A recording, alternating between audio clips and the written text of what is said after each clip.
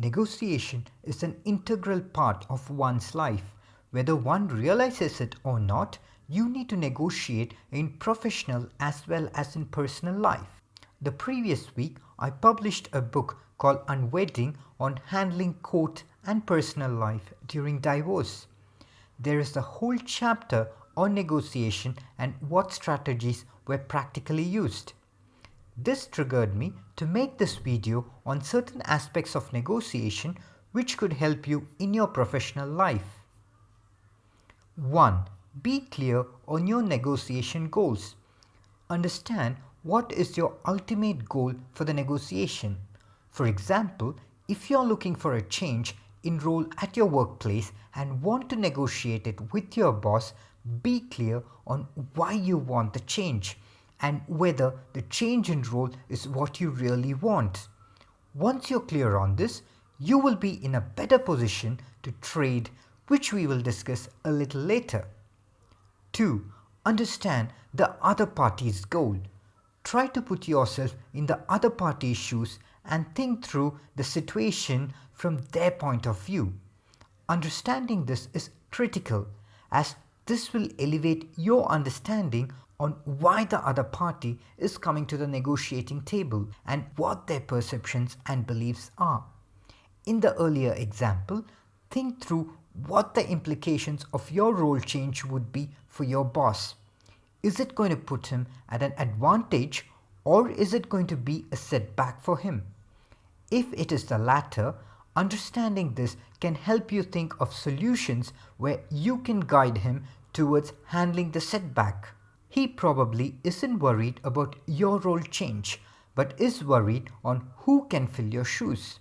So that's where you could focus on in helping him find solutions. 3.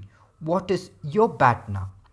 Batna is the acronym for Best Alternative to a Negotiated Agreement. What this means is, suppose your negotiation fails, then what alternative are you left with? Is that alternative a good enough one to live with, or will this alternative be worse off? If your Batna is the former, then you may have a higher ground on the negotiating table, as you can walk away from the negotiating table if the negotiation isn't meeting your goals. 4. Understanding the other party's Batna. The key to negotiation is to understand the other party as much as you understand your own stance. Do the groundwork to understand what could be the other party's Batna. This knowledge will help you assess how much of a leverage you have. 5. What is your reservation price? Reservation price is the least price point at which you will accept the negotiated agreement. Anything below this you may walk off. Understanding this will help you see how much legroom you have in the negotiation and what anchor price you may want to anchor on. If you are a buyer, your reservation price would be the maximum price at which you would be ready to buy. If you are a seller, then your reservation price is the least price at which you are ready to sell. In the previous example, the reservation price for the employee could be, I will do the current role for another 3 months, by which time a replacement should be found. Anything beyond this time frame is unacceptable. 6. What is Zopa? Zopa stands for Zone of Possible Agreement. This is the zone of common ground that both parties may have to reach for reaching an agreement. This common ground is only possible if there is an overlap between the reservation price of both parties. 7. Anchor price. Anchor price is the price point around which the negotiation will usually revolve.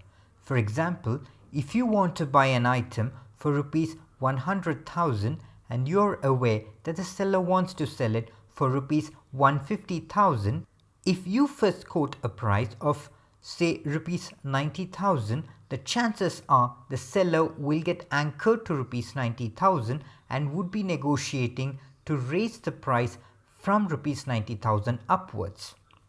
On the other hand, if the seller quotes the price first at say rupees 170,000, you may get anchored to rupees 170,000 and would be trying to bring it down from that level.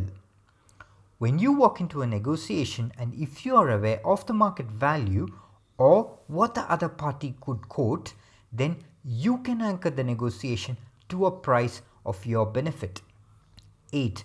Trading things of unequal value. Once you have worked on the above points, you are better informed on your levers and what works for you. This would prevent you from making an emotional decision and regretting later. The next exercise for you is to find those that the other party values more which doesn't have as much value to you. Trading them off will help you reach an agreement without compromising on your objectives.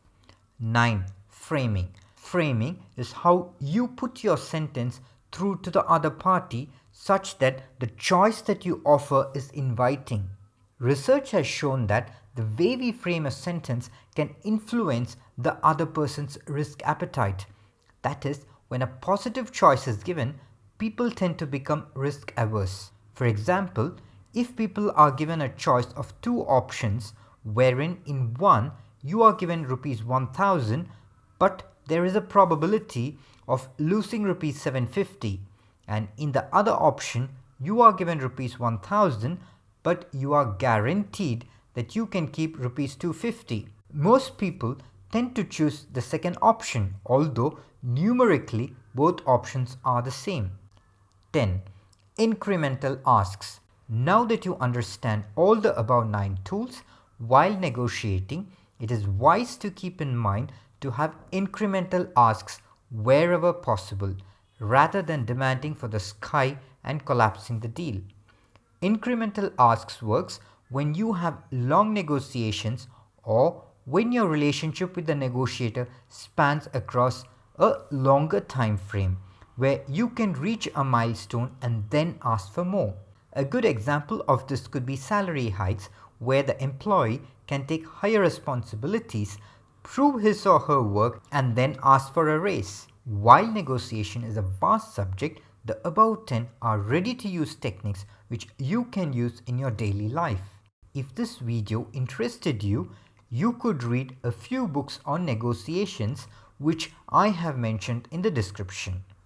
You could also read my latest book on wedding on how some of these techniques were used in real life. If you like this video, do comment and share it. And if you haven't yet subscribed to my channel, please click on the subscribe button. Thank you.